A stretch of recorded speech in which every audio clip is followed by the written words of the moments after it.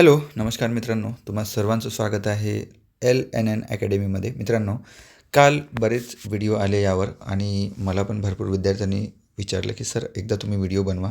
Okay, so याच्यामध्ये आपण DMER विषयी महत्त्वाचं एक लेटर आलेलं आहे DMERचं 6 फेब्रुवारी 2026ला आणि यामध्ये यांनी या पत्रामध्ये कॉन्ट्रॅक्च्युअल भरतीबाबत याच्यामध्ये मेन्शन केलेलं आहे. बट ही कॉन्ट्रॅक्च्युअल भरती कुणासाठी आहे आणि कधीपर्यंत आहे यावर आपण या व्हिडिओमध्ये चर्चा करणार आहोत. सो प्लीज व्हिडिओला लाईक करा, मॅक्सिमम शेअर करा. ओके, या व्हिडिओचा एवढाच तुम्ही अर्थ पकडू शकता की सध्या परिस्थितीमध्ये DMERमध्ये बरेच नवीन मेडिकल कॉलेज सुरू झाले. ओके, DMERची आत्ताच जी पॅरामेडिकल भरती होती, म्हणजे नर्सिंग कॅडरला सोडून जी पॅरामेडिकल भरती होती ती भरती सुरू आहे. ओके, अजूनही पूर्ण झाली नाही. 1100 पदं जे होते, ओके, त्यामध्ये फार्मासिस्ट होते, लॅब टेक्निशियन्स होते, असिस्टंट होते, एक्सरे टेक्निशियन्स होते, ओके, आणि ECG टेक्निशियन्स होते, फिजिओथेरपिस्ट होते. ओके, तर ह्या पत्राचा अर्थ एवढाच होतो की जोपर्यंत बघा इथे लिहिलेलं विषय काय लिहिलं आहे, सर्व अधिष्ठाता जेवढे डीन आहेत, अधीक्षक आहेत, सगळ्यांसाठी DMERमध्ये जेवढे वैद्यकीय कॉलेजेस आहे, डेंटल कॉलेजेस आहे, नर्सिंग कॉलेजेस आहे आणि आरोग्य पथक आहे, सगळ्यांना याच्यामध्ये मान्यता देण्यात आलेली आहे की जोपर्यंत वर्ग 3 तांत्रिक, अतांत्रिक व वर्ग 4 संवर्गातील नियमित पदे तात्पुरत्या स्वरूपात बाह्य स्रोताद्वारे भरण्याबाबत. ओके, कधीपर्यंत? जोपर्यंत नियमित पदे भरण्यात येत नाही तोपर्यंत. कारण भरती अजूनही सुरू आहे आणि बऱ्याच इन्स्टिट्यूशनमध्ये वर्ग 3 आणि वर्ग 4ची अनियमिततेमुळं जे कॅडर तिथले जे स्टाफची कमतरतेमुळं जे हॉस्पिटल चालवणं, या हॉस्पिटलमध्ये जे पेशंटला ज्या सोयी भेटायला पाहिजे, ओके, त्या कुठेतरी मिळत नाही आहे. त्यामुळं हे पत्र काढून जोपर्यंत परमनंट भरती होत नाही तोपर्यंत वर्ग 3 वर्ग 4मधले जे कर्मचारी आहे यांचं तुम्ही काय करा, जे आउटसोर्सिंग करा, अशा पद्धतीचं हे नियमावली आहे, हे पत्र आहे. त्याच्यामध्ये काय म्हटलेलं आहे, सरळ आहे की बाबा सगळे कॉलेज, होमिओपॅथी असो, डेंटल असो, आयुर्वेदा असो, मेडिकल कॉलेजेस असो, नर्सिंग कॉलेज असो, जिथे याची कमतरता आहे, ओके, स्टाफची, ते तुम्ही भरा, अशा पद्धतीचं दिलेलं आहे.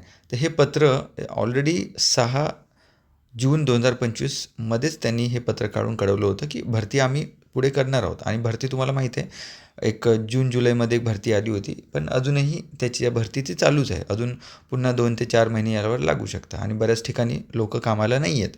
ओके, त्यामुळं म्हटलेलं आहे की तुम्ही बाह्यस्त्रोताद्वारे यांचं तुम्ही करा. फक्त परिचारिका हे पद वगळून, म्हणजे परिचारिका पद जे आहे, म्हणजे स्टाफ नर्सचं जे पद आहे ते पद तुम्ही यामध्ये भरायचं नाही आउटसोर्सिंगद्वारे. बाकी सगळे तुम्ही भरू शकता. ओके, कधीपर्यंत? परमनंट लोक जॉईन होत नाही तोपर्यंत. गट डची तुम्हाला सगळ्यांना माहीत आहे, जे मामा मावशी आहेत त्यांचे पद डीन या लेवलवर भरण्यात येत आहे. ओके, परीक्षा घेत आहे, माहिती आहे सगळ्यांना, चालूच आहे ती भरती. प्लस DMERची गट कची जे पद आहे ते पण भरती प्रक्रिया सुरू आहे. आता डॉक्युमेंट व्हेरिफिकेशन सध्या चालू आहे, तुम्हाला माहिती आहे. त्यांनी यामध्ये सगळे नियम आणि अटी सांगितलेल्या आहे. याविषयी आम्ही जास्त काही बोलू नये, फालतू टाईमपास करण्यात काही अर्थ नाही. आता हे पदं आहेत, ओके, हे पदं एवढे या हॉस्पिटलमध्ये, जसं आता कोल्हापूरचं CPR हॉस्पिटल आहे, गट क आणि गट कचे बघा एवढे तुम्ही घेऊ शकता, म्हणजे मंजूर. प्रयोगशाळा तंत्रज्ञ म्हणजे जे लॅबोरेटरी टेक्निशियन्स जे आहे, मंजूर पदे 12 आहेत, मंजूर पदावरी भरलेले पदे 10 आहेत आणि 2 रिक्त आहेत. ओके, रिक्त पदे 2 दिसत आहे तुम्हाला. ओके, मग हे 2 पदे तुम्ही बाह्य स्रोताद्वारे घेऊ शकता, अशा पद्धतीचं हे नियमावली आहे. क्षकिरण तंत्रज्ञ म्हणजे एक्सरे टेक्निशियन्स, ओके, प्रयोगशाळा सहाय्यक म्हणजे आपलं असं लॅब असिस्टंट, ओके, हे डीन लेवलवर त्यांना आउटसोर्सिंग करायची आहे. आता आउटसोर्सिंगसाठी 2 या 3 जे संस्था आहेत, ऑलरेडी आपण यावर विषयी व्हिडिओ बनवले, त्यांच्याकडूनच आपल्याला करायचं. असे कुणी येऊन डिरेक्टली रिक्रूट होत नाही, त्या आउटसोर्सिंग एजन्सीज आहे त्यांच्याद्वारेच. ओके, त्याच्यानंतर सिंधुदुर्गचं जे कॉलेज आहे त्याच्यामध्ये सुद्धा एवढी वॅकन्सी आहे. ओके, ते हे सगळे जोपर्यंत परमनंट भरती येत नाही, जसं मुंबईचं आहे तर मुंबईची पण भरती सुरू आहे सगळ्यांना, वर्ग 4ची, वर्ग 3ची. ओके, लातूरचं जे मेडिकल कॉलेज आहे, ओके, सुपर स्पेशालिटी कॉलेजेस आहे, GT हॉस्पिटल आहे मुंबईचं.